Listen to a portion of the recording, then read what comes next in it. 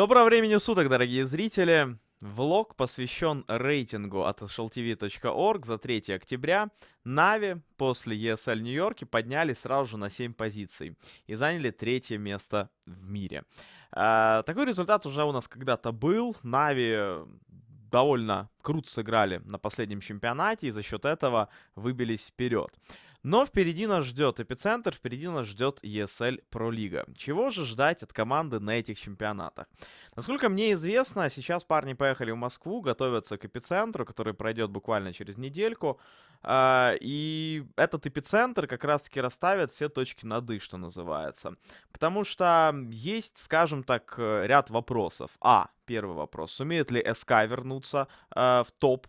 Пока что они на первом месте, но проиграли, естественно, в полуфинале ESL Нью-Йорка. И мне кажется, что если еще раз займут третье-четвертое место или скатятся ниже, то, соответственно, придется их из мирового рейтинга убирать.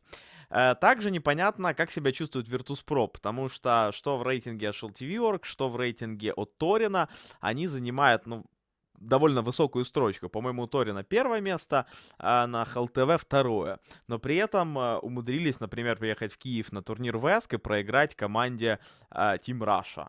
Team Russia, большие молодцы, но это микс. И мне, например, вообще непонятно, за счет чего, как.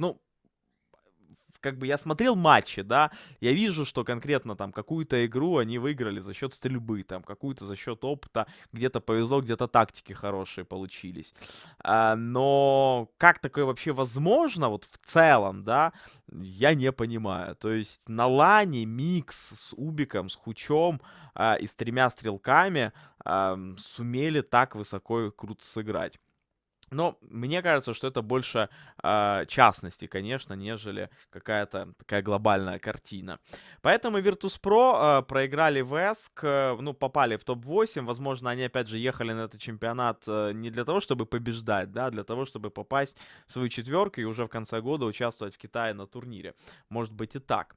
Но в любом случае у нас Virtus сейчас на втором. И они тоже будут на Эпицентре.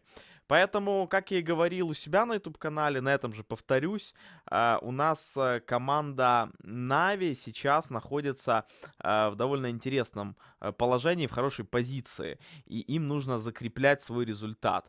Сделать это будет очень тяжело, потому что все команды в мире, которые ехали на чемпионат, они как бы понимали, что Нави могут, да, затащить, но при этом, скорее всего, Нави здесь помогло то, что они как раз-таки плохо играли перед ESL Нью-Йорком. И как раз-таки их фаворитом никто не ставил. Теперь же их опять поставят фаворитом. И все команды, которые будут играть против них, они подойдут к этому матчу очень скрупулезно. Они в любом случае изучат команду Нави, они посмотрят все их демозаписи.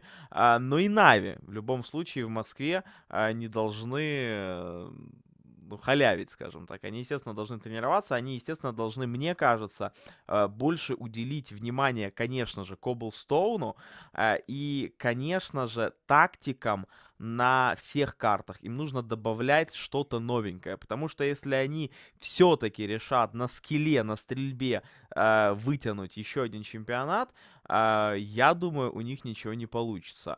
Но если они все-таки опять же, проведут работу вне Counter-Strike, скажем так, больше. То есть посидят за столом, обсудят, как играть, фишки попередвигая, да, по картам, как это было всегда. Соответственно, у них может все выйти. Если они этого не сделают, они, естественно, подведут своих болельщиков и сами себя. Напоминаю, что ознакомиться с рейтингом HLTV.org вы можете непосредственно на сайте, слева там колонка такая. У нас, кстати, из СНГ коллективов никого больше, кроме Нави, по-моему, нету. Когда-то были, нет, флипсайды на 18 месте, а шары на 23-м. Но в 20-ке есть только флипсайды и Нави. Флипсайды очень далеко, они ужасно играют в рамках ESL Pro Лиги. Кстати, о ESL Pro Лиге, друзья. Это чемпионат, который пройдет в Америке, извините, не в Америке, а в Бразилии сразу после эпицентра. И команды из Москвы полетят непосредственно в Бразилию. И Нави как раз таки туда еще могут не попасть, потому что Нави очень нестабильную игру показывают в интернете. И буквально недавно проиграли команде Dignitas 2-0 по картам. И что самое главное, они даже не старались в этом матче. Кто смотрел Cobblestone, кто смотрел Мираж, он полностью со мной согласится. Непонятная какая-то вообще странная была игра. Такая, ну, как будто бы они специально проигрывали. Но опять же, я уверен, что нет, потому что нет никакого в этом смысла. Конечно же, они хотят попасть в Бразилию, хотят участвовать, но почему-то вот с характером, особенно в онлайн-матчах, у команды большая проблема. И если эта проблема переложится на лан, тогда, ну блин, пиши пропало. Хотя, мне кажется, я вспоминаю себя порой, и вот тот первый состав Нави, мы вроде бы в интернете тоже играли не очень хорошо, и порой характер не могли показать именно в интернет-матчах. Но приезжали на лан, и там доказывали, что мы лучше. Может быть, с этой командой то же самое. Поэтому интернет-игры для них будут крайне тяжелыми. Но в любом случае ждем хорошего результата на эпицентре. Вкратце выводы какие. Это подготовить Cobblestone, это добавить несколько тактик на всех картах, подшлифовать, конечно же, стрельбу, ну и все, и тогда можно побеждать. Пальцы вверх, пока-пока.